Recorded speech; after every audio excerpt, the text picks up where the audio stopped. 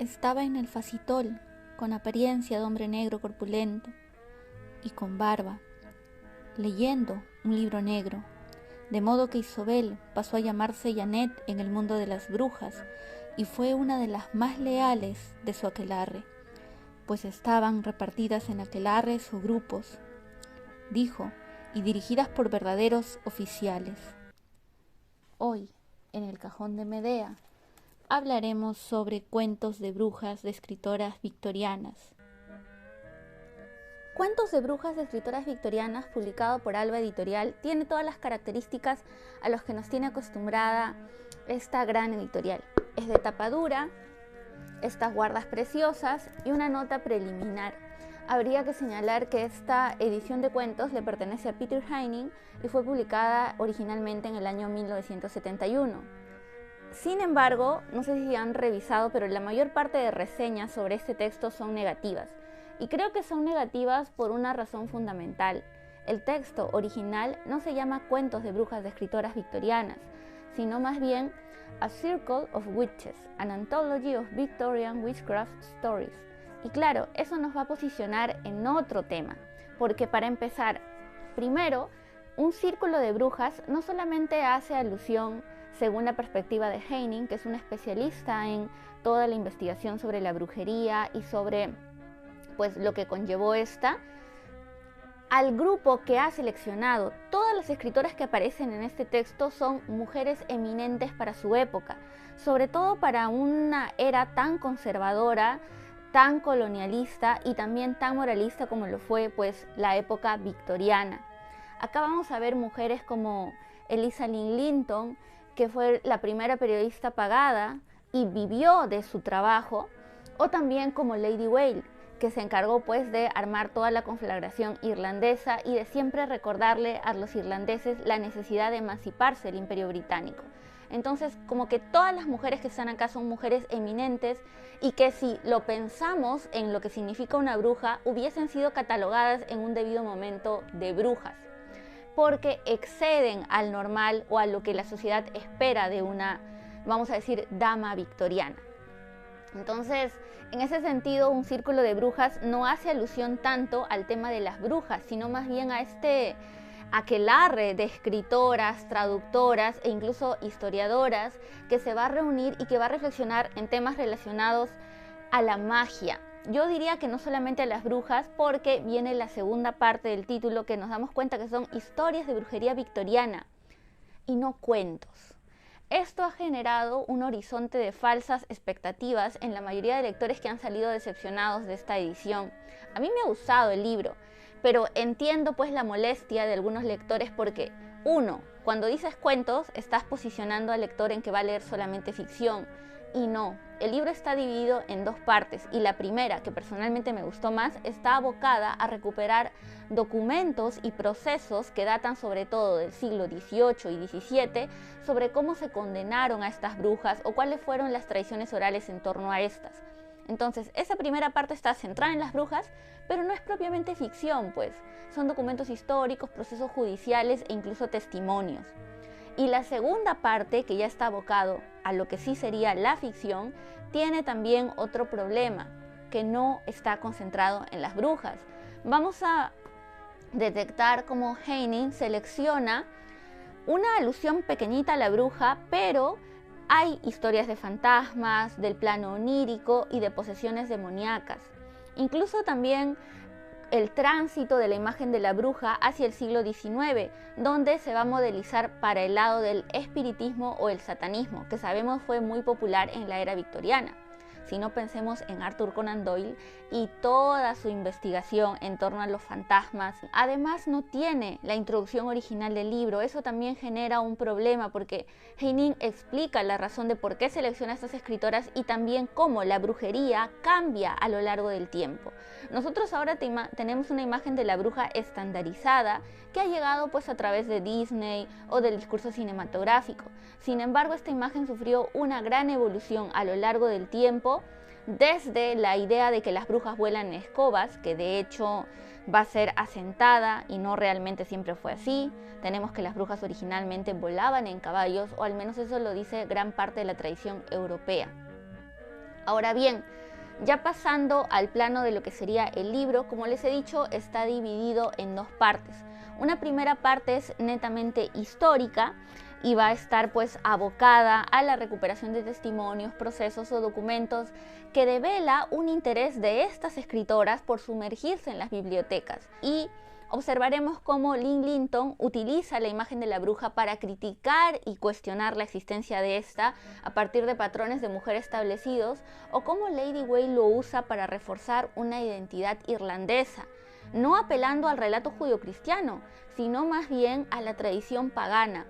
A mí personalmente me ha gustado más esta parte, pese a que es la más breve. Son 5 escritoras acá, pero son 5 escritoras que van a hablar sobre la brujería en Inglaterra, en Irlanda y en Gales e incluso en Escocia, ¿no? Entonces me parecía genial porque uno puede entender cómo ellas trazan sus redes para recuperar estos testimonios y además cómo eso les sirve para posicionarse ante todo este corsé que significó la época victoriana. La segunda parte son 12 cuentos.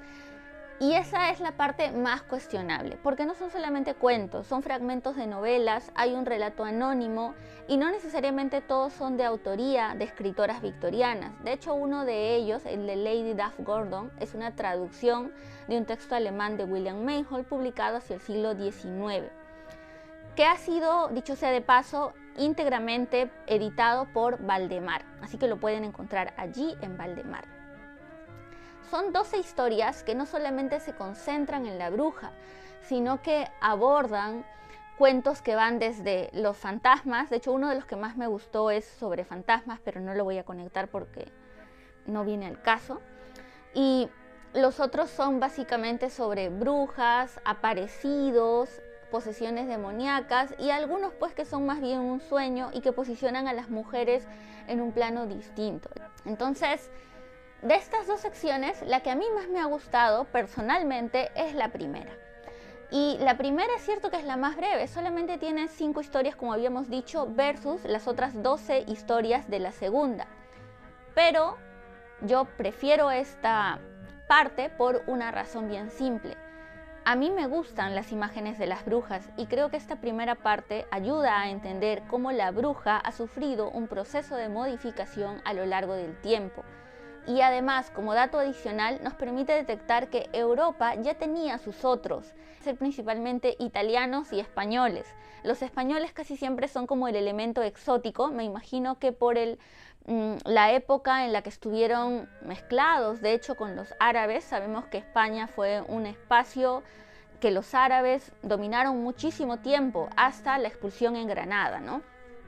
Y los italianos, supongo que por todo el lado comercial que estos tenían, porque ya son varios de los cuentos donde veo que los italianos van a representar o van a facilitar los objetos del mal a los protagonistas, desde Hoffman con su romanticismo y con un italiano vendiendo un espejo medio maldito, hasta acá con unos italianos que aparecen entregando baratijas y siendo protagonistas de un destino aciago.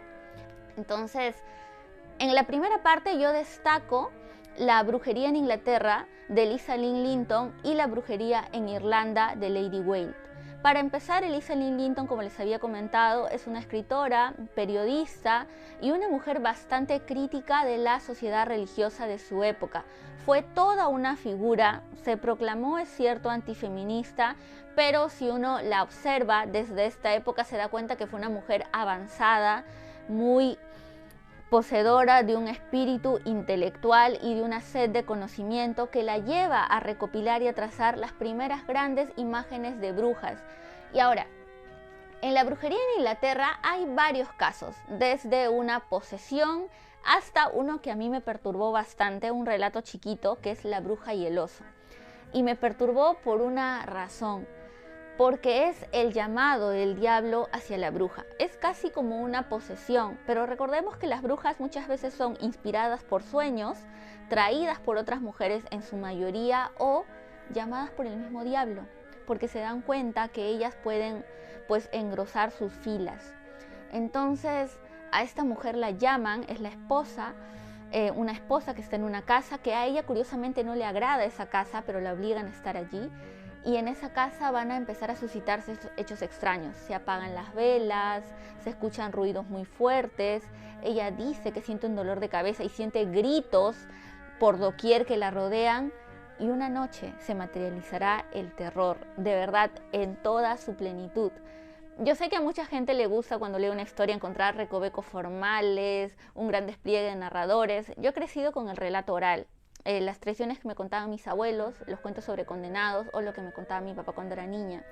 Entonces, realmente cuando yo leía estos textos me estremecía incluso porque las imágenes son tan potentes.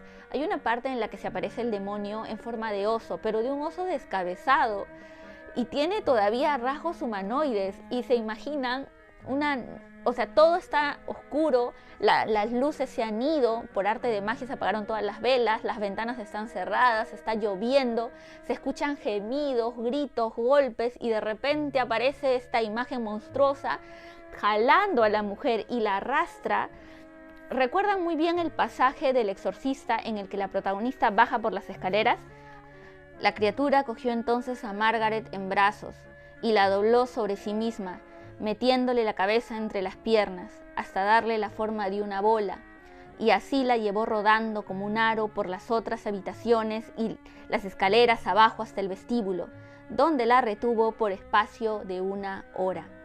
Las personas que estaban en el piso de arriba no se atrevieron a bajar, se quedaron en el dormitorio, llorando lastimeramente y rezando en voz alta con gran fervor.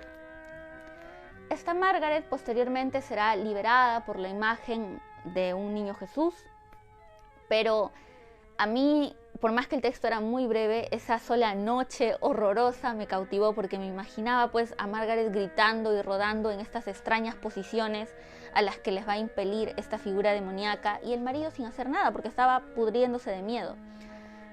Además, Lynn Linton es bastante irónica porque ella cuestiona 2 hechos que sí, pues, que es cierto, ¿no? Uno, de que la mayor parte de las mujeres acusadas de brujería eran pobres o que eran mujeres que excedían estos límites, ¿no? Al estar engañando al esposo, por ejemplo. Acá ella desliza de que quizá eso no fue un oso, sino fue un amante que se llevó a la mujer de una manera bastante inteligente en las narices del marido. El segundo es de Lady Whale. Y Lady Whale es toda una figura para su época. Jane Francisca Esperanza Wilde. Es no solamente la madre de Oscar Wilde, sino también fue una traductora, políglota y una azuzadora de lo que sería la independencia irlandesa con respecto al Imperio Británico. De hecho, ella organizaba en sus casas grandes tertulias donde invitaba a intelectuales irlandeses, y además el grueso de su obra está abocado a recuperar la tradición irlandesa a través de sus relatos orales, de sus creencias, de sus costumbres. Y puede parecer un gesto inocente, ¿no? Como que, una mujer está recopilando textos orales o textos antiguos. Pero no, pues es una forma de afianzar la identidad y de recordarles que, oye, mira, incluso esta no es nuestra religiosidad original. Porque en Lady Whale va a aparecer sobre todo el sustrato pagano que rodea a la tierra galesa, a la tierra irlandesa y también a los escoceses, y que nos hace entender por qué para los europeos ya pues existía todo lo que sería la caza de brujas, los relatos sobre fantasmas, e incluso Arthur Machen en El Gran Dios Pan o Aquella Gente Blanca recupera esta tradición que ya estaba instaurada en esta parte de Europa y que pues colisiona un poco con el discurso de la razón que pretende la modernidad. Esto que yo les he seleccionado como uno de mis favoritos es el de Lady Bruja, que se parece mucho a una leyenda germana que leí cuando era niña, que es la bruja del Dena, porque ahora muchos piensan que las brujas siempre volaban en escobas y originalmente no era así. Las brujas andaban también en caballos o en potros, y curiosamente eran potros a los que ellas habían convertido, ¿no? Estas mujeres solían atraer varones a sus casas, los convertían durante la noche en potros y pues toda la noche cabalgaban en estos para ir a sus aquelarres, y cuando estos se despertaban horrorizados, estaban cansados, golpeados, angustiados, y después descubrirían que estas mujeres los habían transformado en animal con este fin. Obviamente todo esto tiene un sustrato sexual que ya se ha, entre comillas, infantilizado con el símbolo de la escoba, ¿no? Aunque también esto tiene como que una imagen un poco fálica. En la segunda sección yo destacaría dos cuentos y una trampita que he hecho. He seleccionado los que tratan sobre brujas, ¿ya? Aunque los que más me han gustado son los de aparecidos. Pero en la segunda sección vamos a encontrar a Bailey Reynolds, que es una escritora abocada al plano de lo sobrenatural y que fue investigadora en parapsicología, con su cuento Quema de Brujas. Quema de Brujas me gustó porque presenta la confrontación entre dos fees. Una fe que es la que persigue, condena a las mujeres extranjeras, a las que no son de la ciudad, y que va pues generar una suerte de fiebre en la población para encontrar los elementos del mal y quemar y colgar brujas. Y la otra es la fe, que más bien cuestionaba la existencia de estas supercherías, y que sabemos que desde el inicio de la caza de brujas existieron varios reverendos y padres de la iglesia que se opusieron a estas prácticas y que fueron silenciados. Entonces acá vamos a tener un protagonista que se encargará de apoyar a una mujer extranjera, bastante joven, torturada, golpeada y maltratada por todos estos hombres, y veremos un poco cómo él también en su propia fe va a cuestionarse la existencia de estas creencias, ¿no? Y va a ser menospreciado por la comunidad, que más bien lo ve como un reverendo de pacotilla. Ahora bien, el otro relato que creo que hay que recuperar es el de El espectro de la bruja, que es anónimo. Se presume que es de una mujer porque ahí publicaban en ese diario casi siempre mujeres, pero es anónimo. Y eso también vuelve a reiterar lo que les dije antes, ¿no? Las mujeres invisibilizando sus identidades con apellidos o simplemente omitiendo el nombre para tener un público lector. Entonces, El espectro de la bruja tiene un sustrato oral, pero a mí me gustó porque tiene una imagen bien potente. Recordemos que ya les había dicho que originalmente las brujas no son mujeres que tengan un status quo dentro de la sociedad, sino más bien que casi siempre son pobres, ¿no? Pobres o tienen prácticas sexuales licenciosas, entre comillas. Entonces, esta mujer también vive con su hija alejada del centro de la ciudad, vive en un monte y se mantiene de leche y de mantequilla que ella produce y que tiene un sabor delicioso, pero que no se sabe de dónde saca porque no tiene mucho ganado. Y o sea, el inicio es con un cura que está yendo a dar como que la suprema unción a un enfermo, ¿no? De muerte. Y durante el camino se va a encontrar con esta bruja, pero con la aparición de la bruja. Y recordemos que la aparición de la bruja no es solamente el plano de la bruja como la tenemos ahora, como un cuerpo entero o incluso a veces hasta seductor. No, la bruja podía adquirir imágenes monstruosas. Inclusive estas mujeres se solazan en esa maldad, ¿no? Entonces acá les voy a leer un pequeño extracto. El sacerdote miró por casualidad el sendero y vio un espectáculo que le heló la sangre. Las piernas de un hombre sin tronco ni cabeza venían trotando hacia ellos. El buen sacerdote se asustó mucho, pero siendo un hombre de gran coraje, decidió que pasase lo que pasase, esperaría y haría frente a aquel singular espectro. O sea, cuando yo leía esta parte también me parecía potente la configuración de la imagen. Ahí caminando, las piernas llenas de leche, o sea, han consumido leche de la vaca, están hartas de esto. Y después ya se dará la aparición de la bruja y descubriremos que esta es una de las formas monstruosas que adoptan estas mujeres. Y que claro, es pertinente yo creo recordar porque la bruja no siempre es una corporeidad asociada al plano del torso para arriba, sino más bien al plano de lo bajo.